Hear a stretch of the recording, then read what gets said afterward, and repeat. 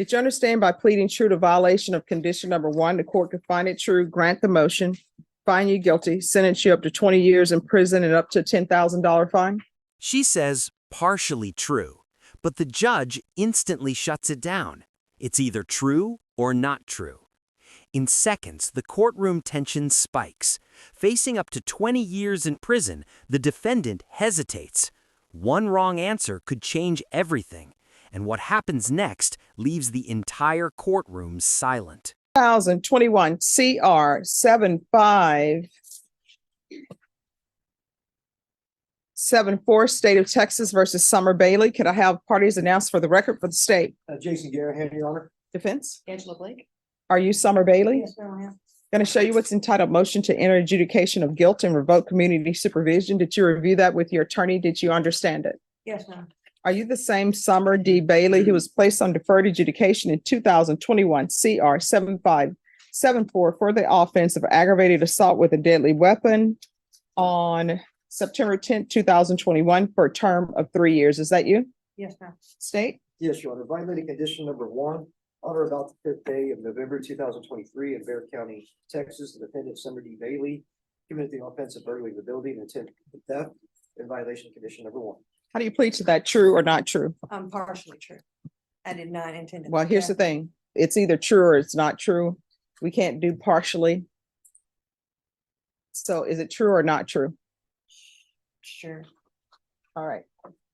State, I'll waive the remaining violation. any objections to the state's waivers? No objection. Did you understand by pleading true to violation of condition number one, the court could find it true, grant the motion, find you guilty, sentence you up to 20 years in prison and up to a $10,000 fine? No, ma'am, I did not. You don't know that's the range of punishment for what you're on probation for? Yes, ma'am, I knew that's what I was on. All right, so you want to sit and talk with her? Sure.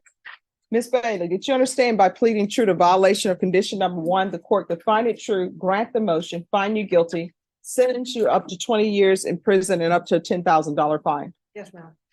Knowing that, do you still wish to plead true to violation of condition number one? Yes, ma'am. All right. So you do understand that if you have worked out a proposed agreement between your attorney and the state, the court does not have to follow that agreement. Do you understand? Yes, ma'am. All right. Is there a proposed agreement? There is, Your Honor, and it is to continue the individual on her deferred, order her to go to safety with a 8-month extension to her deferred. State will take in consideration in lieu of a plea of true to number one, which is Night Mag 737-286, which is burglary of a building.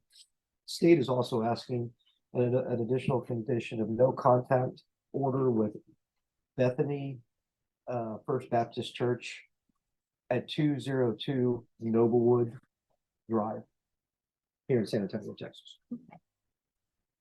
And you said 202? Yes, Your Honor. No, Noblewood, one word. Okay. Are you asking the court to follow that agreement? Yes, sir. Are you asking me to follow that agreement? Yes, ma'am, please. Are you waiving your right to appeal? Yes, ma'am.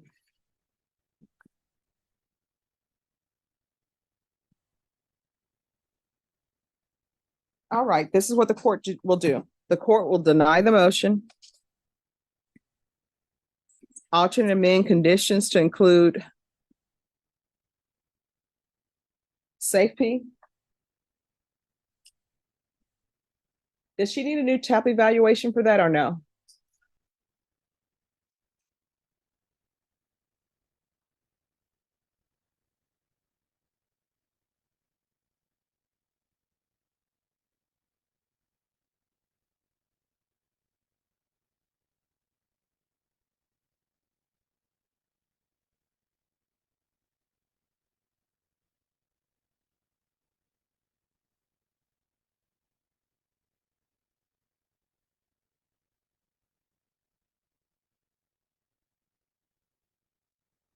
Okay.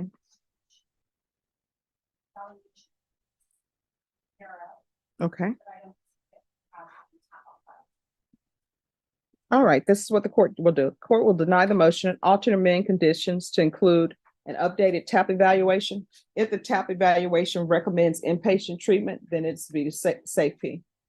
There's to be no contact with Bethany First Baptist Church at 202 Noblewood, and you're extended for 2 years. All right, is there anything else from either side? Nothing of the state court. No, Your Honor. All right, we can go off the record, Ms. Bailey. From here on out, everything you do, you need to ask yourself, could this result in me potentially going to prison for 20 years? When you're on probation, you're not on probation with your attorney. You're not on probation with the state. You're on probation with the court. You understand? Yes, ma'am. All right, good luck to you. Thank you. Inside a tense courtroom, a defendant stands uncertain as the judge forces clarity.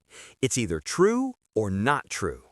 What began as hesitation quickly turns into a full admission of violating probation through drug use, instantly putting her at risk of up to 10 years in prison. As the attorneys push for treatment instead of punishment, the judge carefully considers every detail, balancing accountability with a chance at recovery. The courtroom grows silent as strict conditions are imposed: intensive outpatient treatment, mandatory sober meetings, and close supervision. Then comes the judge's powerful warning: every decision from this point forward could cost years of freedom. Addiction is no longer just a struggle, it becomes a direct path to prison if ignored.